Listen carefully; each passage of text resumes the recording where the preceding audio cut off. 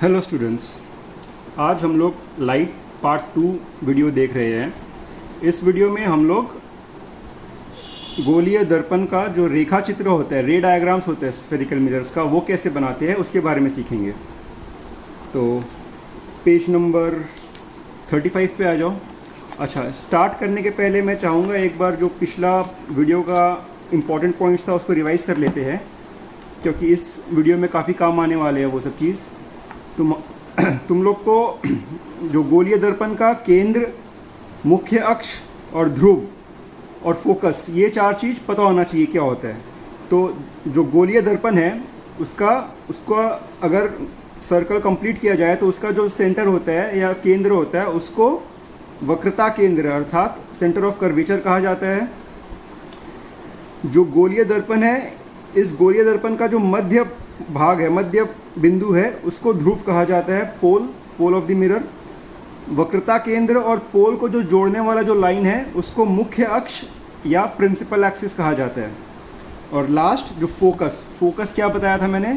Focus जो मुख्य अक्ष के समानांतर पैरेलल रेज जब आती है तो रिफ्लेक्शन के बाद वह सब फोकस पर आके मिलती है, तो उस पॉइंट को फोकस कहा जाता है। ठीक है, तो अब देखते हैं रेखा चित्र बनाने के नियम। तो रेखा चित्र बनाने के 3 मुख्य नियम है, ये 3 तुम्हारे को याद रहना चाहिए। ये 3 याद रखोगे तो तुम आराम से कोई भी गोलीय दर्पण का रेखा चित्र बना पाओगे, रे डायग्राम बना पाओगे। सबसे पहला देखो, नंबर 1, मुख्य अक्ष के समानांतर आपतित किरणों परावर्तन के पश्चात दर्पण के फोकस से जाती है या फोकस से आती हुई प्रतीत होती है। ठीक है, ये पहला हो गया, इसको अंडरलाइन कर लो। दूसरा, फोकस से गुजरने वाली अथवा फोकस की ओर उन्मुख आपतित किरणें दर्पण से परावर्तन के बाद मुख्य अक्ष के समानांतर हो जाती है। ठीक है, ये दूसरा, ये भी अंडरलाइन कर लो। और तीसरा, लास्ट फाइनल जो नियम है,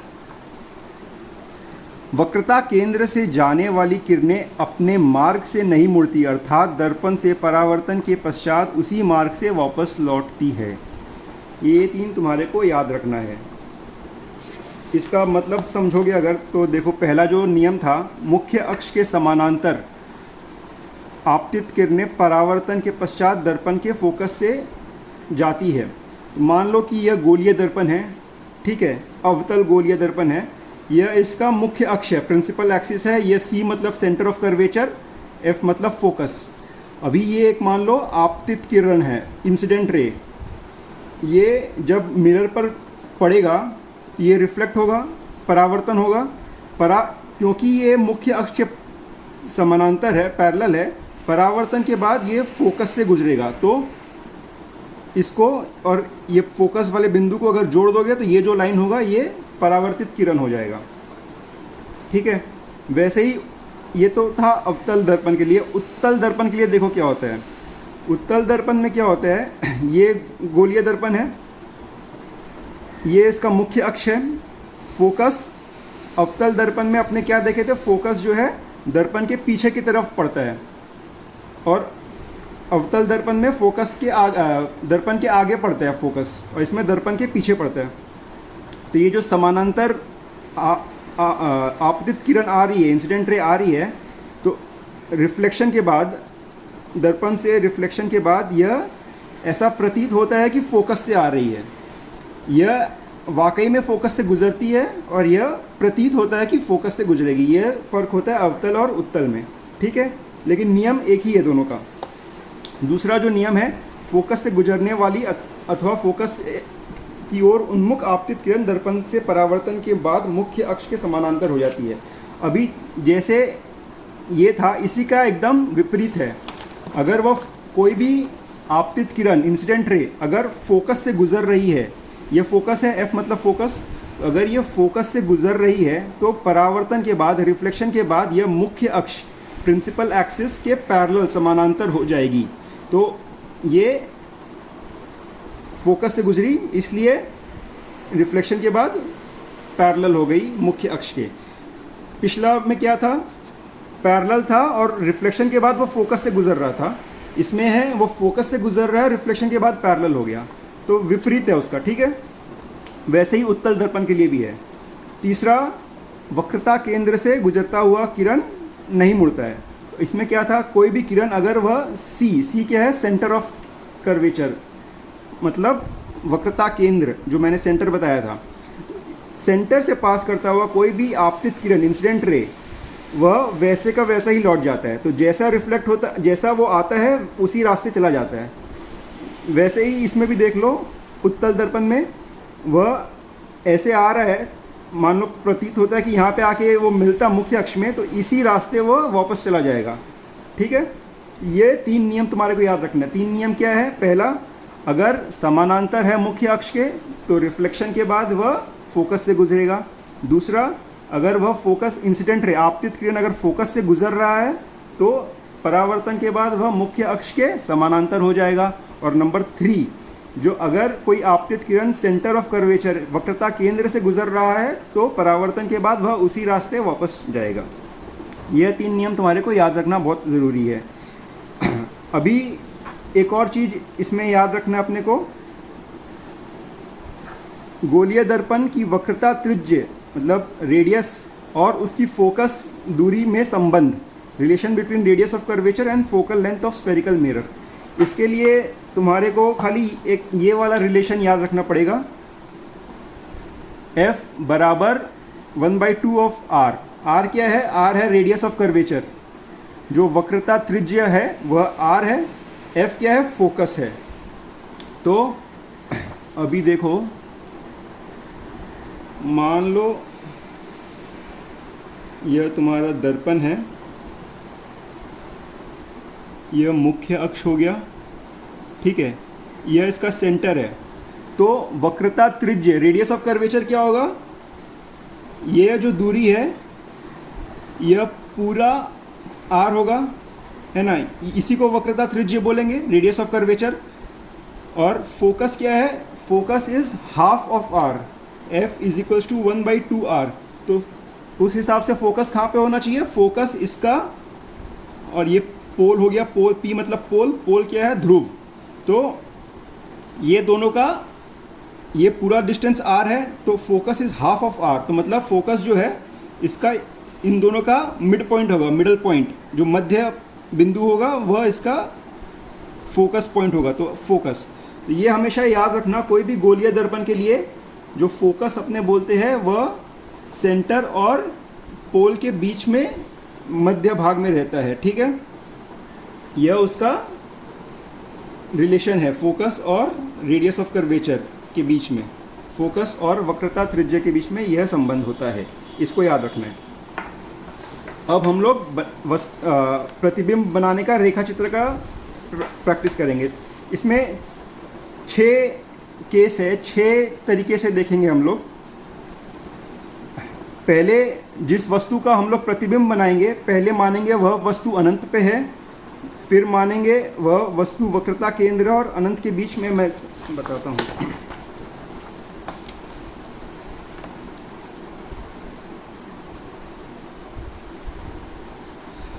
मान लो यह तुम्हारा, ये अभी जो प्रतिबिंब का रेखा चित्र बनाएंगे यह खाली अवतल दर्पण के लिए होगा, अवतल गोलीय दर्पण के लिए है।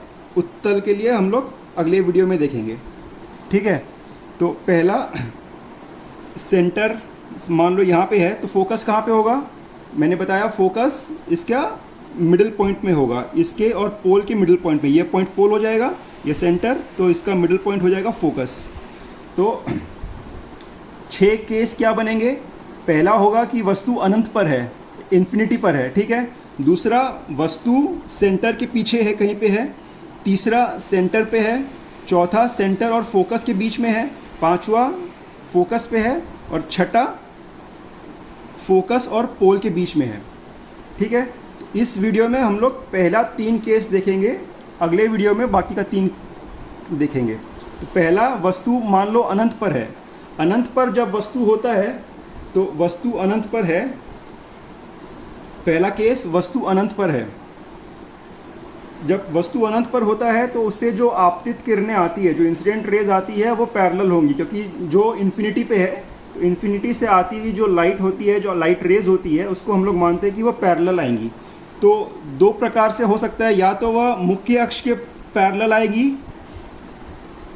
मान लो ये मुख्य अक्ष के पैरेलल आ रही है, तो मुख्य अक्ष के अगर पैरेलल आएगी तो उसका क्या नियम था, उसका पहला जो नियम था, समानांतर रेज जो आती है मुख्य अक्ष के वह रिफ्लेक्शन के बाद फोकस से गुजरती है। तो इसीलिए यह सारी रेज ये यहाँ पे आएगी, ये वाली रेज यहाँ पे ऐसे आके ऐसे, ये ऐसे आके ऐसे, दोनों यहाँ पे आके मिलेगी। इसीलिए जो प्रतिबिंब है वह एक बिंदुवत प्रतिबिंब होगा, एक पॉइंट का इमेज बनेगा और वह फोकस पे बनेगा। ठीक है, मान लो यदि जो इन्फिनिटी से जो रेज आ रही है, यह हो गया सेंटर, यह हो गया फोकस, इन्फिनिटी से जो रेज आ रही है वह आपस में तो समानांतर होंगी लेकिन मुख्य अक्ष के समानांतर नहीं है। तो उस केस में क्या करेंगे, मान लो फोकस और सेंटर से गुजरेगा, एक रे मान लो ऐसे फोकस से आ रहा है, ये ऐसे, तो इसका परावर्तन के बाद क्या होगा बताओ। परावर्तन के बाद नियम है, जो फोकस से गुजर रहा है वह मुख्य अक्ष के समानांतर हो जाएगा, तो ये ऐसे समानांतर चला जाएगा। और दूसरा है, जो अगर सेंटर से जा रहा है, अगर सेंटर से जा रहा है तो वह परावर्तन के बाद उसी रास्ते वापस चला जाएगा। तो ये दोनों रेस कहाँ पे आके मिली, यहाँ पे मिली। तो इसका मतलब क्या हुआ कि इसका इमेज उल्टा बनेगा, है ना। यहाँ पे, यहाँ से यहाँ तक का इमेज बना इसका। तो इसमें क्या क्या हुआ, एक तो इमेज उल्टा बना है, और क्योंकि वस्तु अनंत पर है तो अर्थात वो बहुत बड़ी है, पर यहाँ पे हम लोग देख रहे हैं कि उसकी साइज़, उसकी मात्रा घट गई है और वह उल्टा बना है। और यह एक रियल इमेज है। रियल इमेज मतलब यह वास्तविक इमेज है, वास्तविक प्रतिबिंब है, क्योंकि जो परावर्तित किरण है वो वाकई में इस पॉइंट पे मिल रही है। जैसे पिछले में उत्तल दर्पण में हम लोगों ने देखा था, याद है, ये उत्तल दर्पण में हम लोगों ने देखा था कि रिफ्लेक्शन के बाद ऐसा प्रतीत हो रहा है कि सब परावर्तित किरण यहाँ से आ रही है, तो यहाँ पे मिल रही है, पर ऐसा आभास होता है, पर वास्तविक ये नहीं है। इसीलिए इसको वर्चुअल इमेज बोलते हैं, और इसको यहाँ पे वाकई में मिल रही है, इसलिए इसको रियल इमेज, वास्तविक प्रतिबिंब, और यह आभासी प्रतिबिंब। तो ये हुआ अनंत के केस में। अगर वस्तु अनंत पर है तो अगर या तो वो बिंदुवत प्रतिबिंब बनाएगा, और या तो फिर वह उल्टा प्रतिबिंब बनाएगा, जो कि मात्रा में छोटा है परंतु वास्तविक है। अभी सेकंड केस देखते हैं। सेकंड केस है कि वह अनंत और सेंटर के बीच में है, जो वस्तु है वह अनंत और सेंटर के बीच में है। यह मान लो तुम्हारा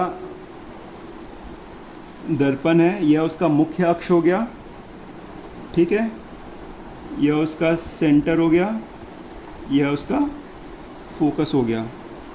फोकस आधा होगा, जो रेडियस त्रिज्या, वक्रता त्रिज्या उसका आधा होगा, ठीक है। अभी मान लो वस्तु यहाँ पे है, अनंत और सेंटर, मतलब इन्फिनिटी और सेंटर के बीच में अगर वस्तु है, तो कोई भी रेखा चित्र बनाने के लिए क्या करना, हमेशा तुम लोगों को क्या करना होगा, जो वस्तु रहेगा उसके एकदम टॉप में से, एकदम जो उसका टॉप पॉइंट है वहाँ से दो रेज आपतित करना दर्पण पे, और परावर्तन के बाद वो जहाँ मिलेंगे वहीं पे उसका टॉप पॉइंट का इमेज बनेगा। तो अभी मान लो अपने जो नियम पढ़े हैं उसमें 3 नियम था, या तो वह समानांतर हो मुख्य अक्ष के, या वह सेंटर से गुजरे, या वह फोकस से गुजरे। 3 चीज़ है। तो अपने को जो सुविधा होगा, जो अच्छा लगेगा, उसके हिसाब से अपने वह रेखा चित्र बना सकते हैं। तो मान लो कि अभी जैसे इस केस में अपने 2 रेज टॉप पॉइंट से बनाने हैं, तो एक मान लो पैरेलल है, समानांतर जा रहे हैं मुख्य अक्ष के, ठीक है। एक ऐसे गया तो ये रिफ्लेक्शन के बाद क्या होगा, जो पहला नियम था उसके अनुसार यह फोकस से गुजरेगा, तो ये फोकस से गुजरा, ठीक है। और दूसरा नियम क्या था, जो सेंटर से अगर जा रहा है तो वह सेंटर से गुजरेगा। तो अगर यह सेंटर से जा रहा है तो परावर्तन के बाद क्या होगा, ये वापस उसी रास्ते जाएगा, यही नियम था। तो इसका प्रतिबिंब क्या हो जाएगा, ये यहाँ पे मिल रहा है, नीचे वाला हिस्सा तो अपना मुख्य अक्ष में ही रहेगा, ऊपर वाले का हिस्से का ये प्रतिबिंब हो गया, तो इसीलिए यह इसका प्रतिबिंब बन जाएगा। ये अगर वस्तु है तो इसका प्रतिबिंब ये होगा, जो ऊपर वाला पॉइंट है उसका प्रतिबिंब ये वाला पॉइंट है, जो नीचे वाला पॉइंट है इसका प्रतिबिंब ये वो मुख्य अक्ष पर ही रह गया। तो इसीलिए इसको बोलते हैं उल्टा प्रतिबिंब बना है, इमेज, इन्वर्टेड इमेज है। और ये वास्तविक है कि आभासी है, ये वास्तविक है, क्योंकि परावर्तित किरण वाकई में वास्तव में यहाँ पर मिल रहे हैं। और इसका साइज़ जो पहला था उससे उसके मुकाबले यह साइज़ छोटा है, ठीक है। यह 3 चीज़ याद रखने का है। अच्छा, मान लो फ़र्ज़ करो कि तुम्हारे को तीसरा भी अगर बनाना है तो कैसे बनाओगे। अगर सपोज़ जो फोकस से मैं 2 रे से ही अपना प्रतिबिंब बन जाता है, तो अगर मान लो सेंटर से नहीं करके अगर तुम लोग सिलेक्ट करते कि हमारे को फोकस से एक रे निकालना है, तो उसका क्या होता, वह फोकस से जाता, ठीक है, और प्रतिबिंब दर्पण से परावर्तन के बाद वह पैरेलल हो जाता, ठीक है, लेकिन वो भी इसी पॉइंट से गुजरता। तो मतलब तुम कहीं से भी रेखा खींचो, लेकिन परावर्तन नियम के अनुसार जिस पॉइंट पे बनना है उसी पॉइंट पे बनेगा।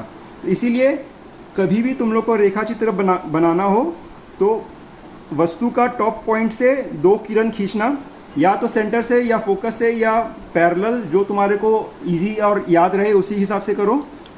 और नियम अनुसार जहाँ पे दोनों परावर्तित किरण मिलेंगे वहाँ पे उसका प्रतिबिंब बन जाएगा।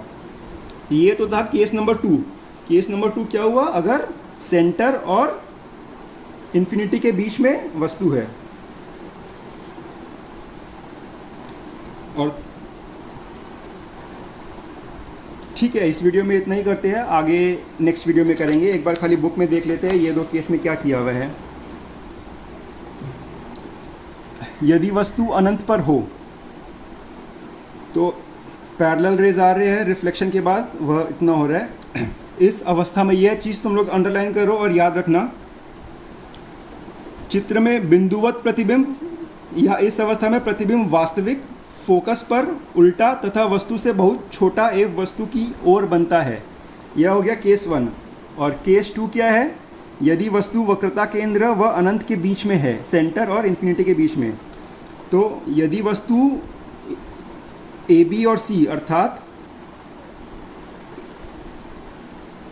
वस्तु ए बी वस्तु हो गया, ऑब्जेक्ट को ये लोग वस्तु को ए बी लिखा है, ये सेंटर और इन्फिनिटी के बीच में है, तो प्रतिबिंब वास्तविक, रियल इमेज, फोकस व वक्रता केंद्र के बीच, फोकस व वक्रता केंद्र के बीच बनता है, वस्तु से छोटा बनता है और उल्टा तथा वस्तु की ओर बनता है। ठीक है, यही अपना भी जो ड्राइंग किए थे उसके हिसाब से हुआ था। जो बाकी के 4 केस है वो हम लोग नेक्स्ट वीडियो में करेंगे और उत्तल दर्पण का भी उसी समय देख लेंगे। ठीक है, थैंक यू।